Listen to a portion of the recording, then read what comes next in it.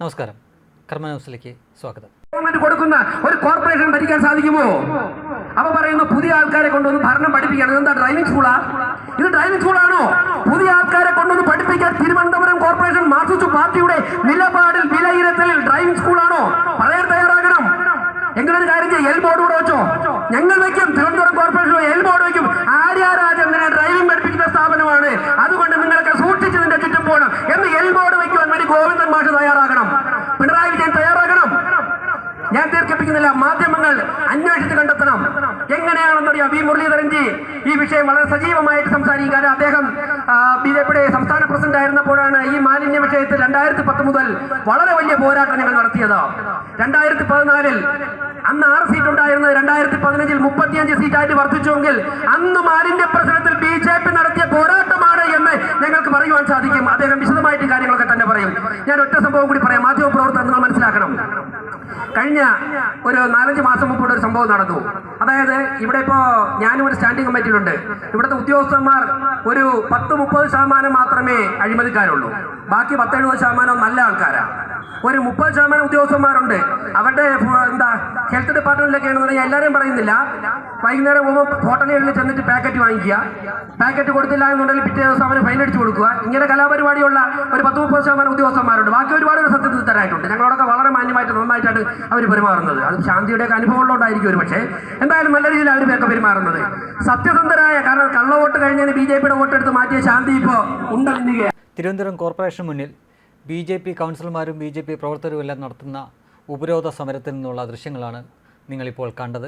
അവിടെ കൗൺസിലറായിട്ടുള്ള VV രാജേഷ്, അദ്ദേഹത്തിൻ്റെ വാക്കുകൾ, അദ്ദേഹം കോർപ്പറേഷനെതിരെയും ആര്യ രാജേന്ദ്രനെതിരെയും ആഞ്ഞടിക്കുകയാണ്. അവിടെ ആര്യ രാജേന്ദ്രനെ പോലെ വലിയ പരിചയമൊന്നുമില്ലാത്ത ഒരാളെ കൊണ്ട് മേയറാക്കിയിട്ട് ഇത്തരം അഭ്യാസങ്ങളൊക്കെ നടത്താൻ ഇതെന്താ ആര്യ രാജേന്ദ്രന് ഡ്രൈവിംഗ് പഠിക്കാനുള്ള സ്കൂളോ മറ്റോ ആണോ കോർപ്പറേഷൻ എന്നാണ് ചോദിക്കുന്നത്.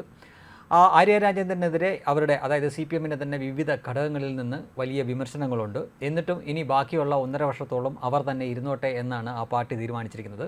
അതെന്തുകൊണ്ടാണ് എന്ന് ചോദിച്ചാൽ അതിലും കഴിവുള്ളവർ മറ്റാരും അവരുടെ കൗൺസിലറായിട്ട് ജയിച്ചു വന്നിട്ടില്ലേ? കൂട്ടത്തിൽ കൊള്ളാവുന്ന ഒരേ ഒരാൾ ഈ ആര്യ രാജേന്ദ്രനാണോ? അതുകൊണ്ട് മാത്രമാണോ അവരെ വെച്ചിരിക്കുന്നതെന്ന് തുടങ്ങിയ വാക്കുകളും അദ്ദേഹം എടുത്തെടുത്ത് ചോദിക്കുന്നുണ്ട്. പക്ഷേ ഏറ്റവും പ്രധാനമായിട്ടുള്ള കാര്യം VV രാജേഷിനെ പോലെ ഒരാൾ ഇങ്ങനെ ആഞ്ഞടിച്ച് ചോദിച്ചിരിക്കുന്നു, ആര്യ രാജേന്ദ്രന് ഡ്രൈവിംഗ് പഠിക്കാനുള്ള ഡ്രൈവിംഗ് സ്കൂളാണോ? ഇങ്ങനെയാണെങ്കിൽ ഞങ്ങൾ BJP, അതായത് കോർപ്പറേഷന് മുന്നിൽ കൊണ്ട് എൽ ബോർഡ് വെക്കും എന്ന ഭീഷണി കൂടി അവർ മുഴക്കിയിട്ടുണ്ട്. തീർച്ചയായിട്ടും അവരിത് ചെയ്യും. മാത്രമല്ല ഒരു പഴയ ചരിത്രം കൂടി അവർ CPM-നെ ഓർപ്പിക്കുന്നുണ്ട്. മുൻപൊരിക്കൽ മാലിന്യ പ്രശ്നത്തിൻ്റെ പേരിൽ BJP അതിശക്തമായിട്ടുള്ള സമരവും പ്രതിരോധമൊക്കെ നടത്തിയതിൻ്റെ ഫലമായിട്ടാണ് വെറും 6 സീറ്റിൽ കടന്ന് അവർക്ക് 35 സീറ്റിന് മുകളിലേക്ക് വളരാൻ പറ്റിയത് എന്ന ചരിത്രം കൂടി CPM-നെ അവർ ഓർമ്മിപ്പിക്കുന്നുണ്ട്. ഇത് ഒരു കാര്യം ഉറപ്പാണ്, അങ്ങനെ ഒരു ചരിത്രം അവർക്കുള്ളതാണെങ്കിൽ ഇത്തവണത്തെ മാലിന്യ പ്രശ്നവും ജോയിയുടെ മരണവും ഒക്കെ തീർച്ചയായിട്ടും അവർ ഉപയോഗിക്കും എന്നുള്ള കാര്യത്തിൽ ഒരു സംശയമില്ല. രാഷ്ട്രീയമായിട്ട് തന്നെ ഉപയോഗിക്കും. ഇതിലും വലിയ സമര പരിപാടികളും ഉപരോധവും ഒക്കെ ഇനി വരുന്ന ദിവസങ്ങളിൽ കാണാൻ സാധിക്കുമെന്ന് തന്നെയാണ് തോന്നുന്നത്. ഇപ്പോൾ തന്നെ മ്യൂസിയത്തെ റോഡുകളും 2 വഴിയിലുള്ള റോഡുകളും മൊത്തം അവർ ഉപരോധിച്ചുകൊണ്ടാണ് കോർപ്പറേഷന് മുന്നിൽ വലിയ സമരപരിപാടികൾ പോകുന്നത്. ഒരുപാട് മാധ്യമപ്രവർത്തകരൊക്കെ അതിന് മുന്നിലുണ്ട്. കൈരളിയുടെ മാധ്യമപ്രവർത്തകരെയൊക്കെ മുന്നിൽ നിർത്തിക്കൊണ്ട് തന്നെ കൈരളിക്കൊക്കെ സത്യം അറിയാം, എന്നാൽ പുറത്ത് പറയില്ല എന്ന തരത്തിലുള്ള ചില പരാമർശങ്ങളും അദ്ദേഹം നടത്തുന്നുണ്ട്. അഴിമതി ഓരോന്നും അക്കമിട്ട് പറയുന്ന VV രാജേഷിനെയും അവിടെ കാണാൻ സാധിച്ചിട്ടുണ്ട്. എന്തായാലും ഈ വലിയ രീതിയിൽ ഇത് മുന്നോട്ട് പോകും എന്ന കാര്യം ഉറപ്പാണ്. ഈ മാലിന്യ പ്രശ്നം 1-2 ദിവസം കൊണ്ട് നിർത്താൻ BJP ഉദ്ദേശിക്കുന്നില്ല എന്നാണ് ഇന്നത്തെ ഉപരോധം കാണുമ്പോൾ മനസ്സിലാക്കാൻ പറ്റുന്നത്.